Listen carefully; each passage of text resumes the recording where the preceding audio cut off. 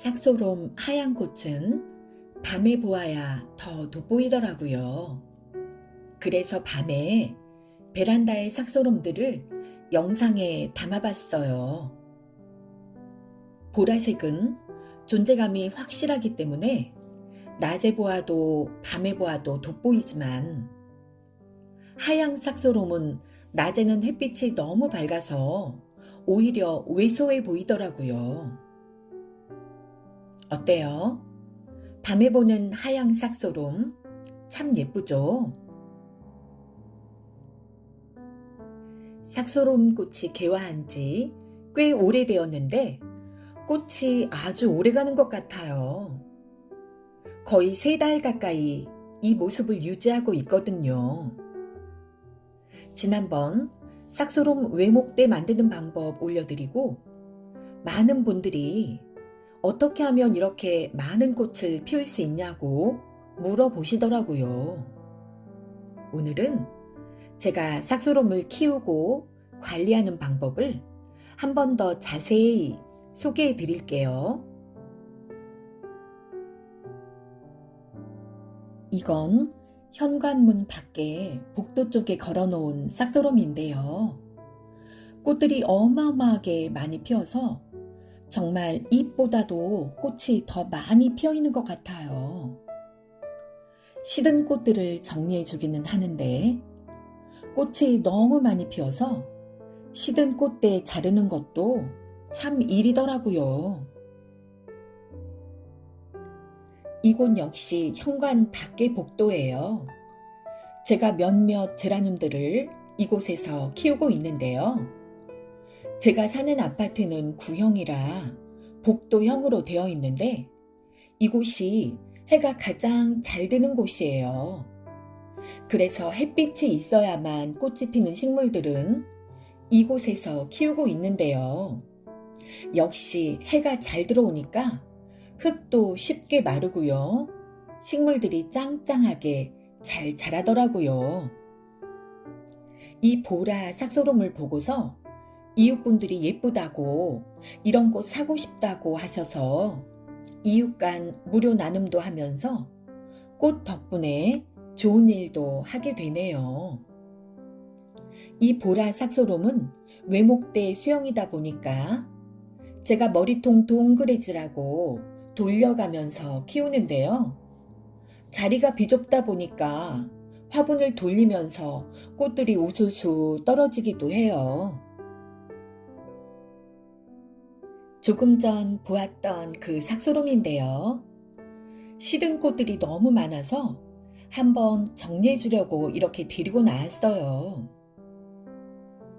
꽃이 시들면 시든 꽃만 톡 따주는 게 아니라 꽃이 달려있는 꽃대까지 길게 들어가서 잎 가까이에서 바짝 잘라준답니다. 이 대를 잘라주지 않으면 나중에 아주 지저분해지거든요. 꽃이 지면서 이 꽃대까지 시들고 갈색으로 변하기는 하는데, 물론 또 오래 기다리면 그 꽃대가 말라서 나중에 쉽게 떨어지기도 하지만 꽃대가 많이 붙어 있으니까 볼 때마다 아주 지저분해요. 그래서 잎 가까이까지 바짝 잘라주고 있어요. 이렇게 시든 꽃과 꽃대까지 잘라주어야 영양분 손실이 적어서 다른 꽃들을 피워내는데 도움을 준답니다. 그리고 이렇게 맘먹고 정리할 때는 가지들을 다 이렇게 들춰보면서 지저분한 잎들도 떼어주고, 속에 보면은 또 말라있는 잎도 있고요. 얼룩진 잎들도 있는데 이런 불필요한 잎들을 정리해주고, 잎이 너무 많이 다닥다닥 붙어 있을 때는 오래된 잎들과 못생긴 잎들을 모두 다 따주는 편이에요. 그래야 속에까지 바람길이 열려서 통풍이 잘 되고, 통풍이 잘 되어야 흙도 잘 마르고 줄기나 잎이 무르지도 않기 때문이에요.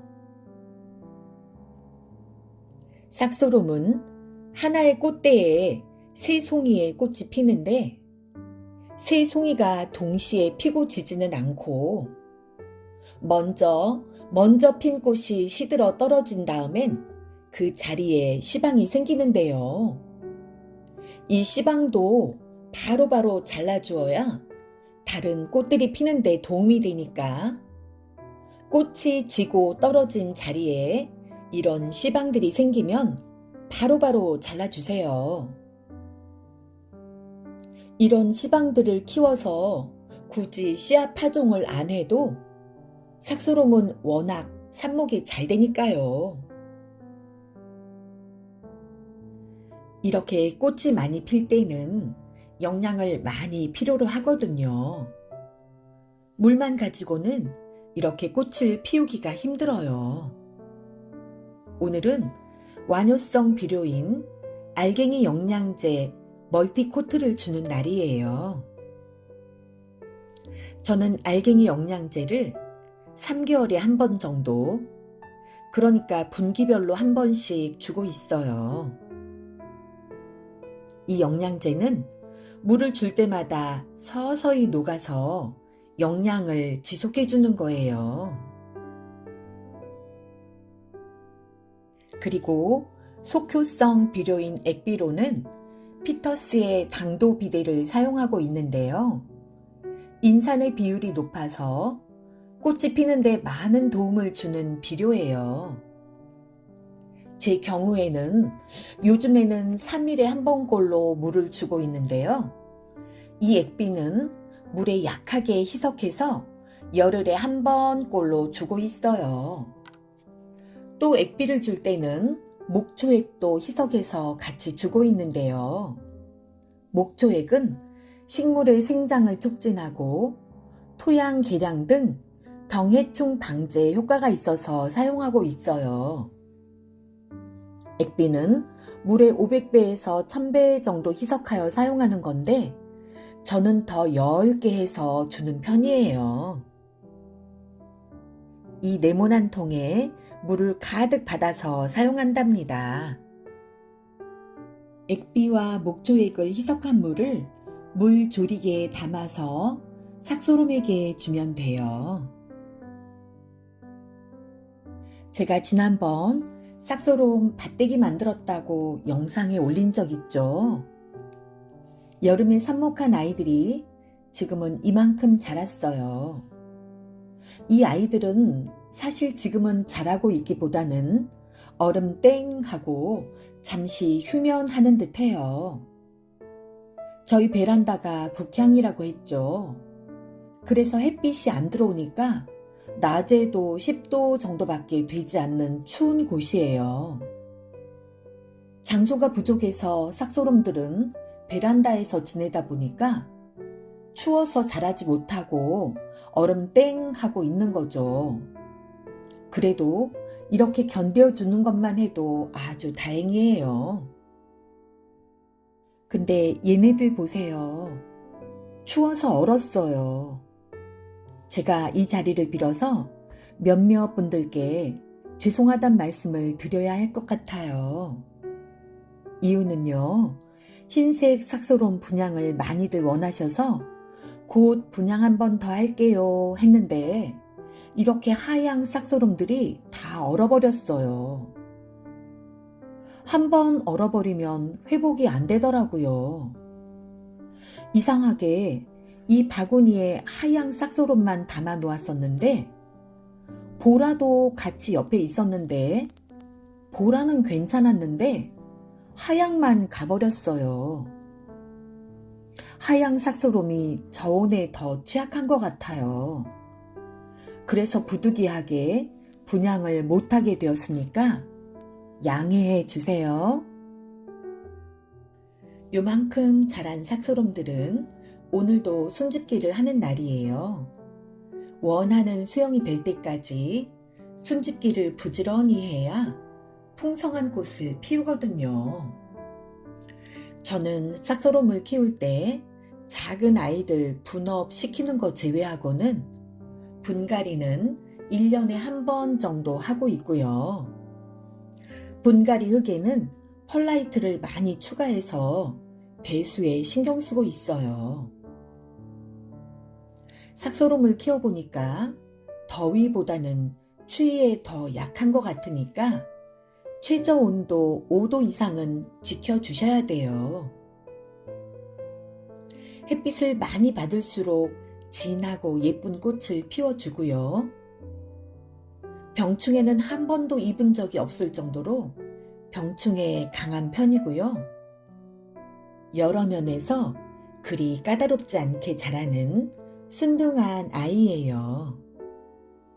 하지만 물을 너무 자주 주면 과습으로 떠나보내기가 쉬운 아이니까 흙은 손가락 한 마디 정도 말랐을 때 물을 주면 좋아요.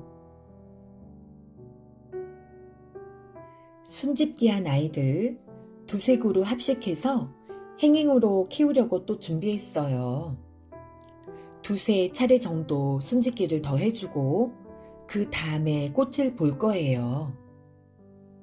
만약 이 상태로 순짓기를 안 하고 키우면 한 달 정도 후 꽃들이 피기 시작하는데요. 저는 수영을 먼저 만들 거기 때문에 앞으로도 한두 차례 순짓기를 더 해줄 거예요. 오늘은 제가 삭소롬을 키우는 과정들을 소개했는데 조금 도움이 되셨을까요? 오늘도 함께 해주셔서 정말 감사드리고요. 우리 이렇게 건강한 모습으로 꽃 보면서 쭉 행복하게 잘 지내보자고요. 구독, 좋아요, 알람 설정도 잊지 마세요. 그럼 우린 다음에 또 만나요. 안녕.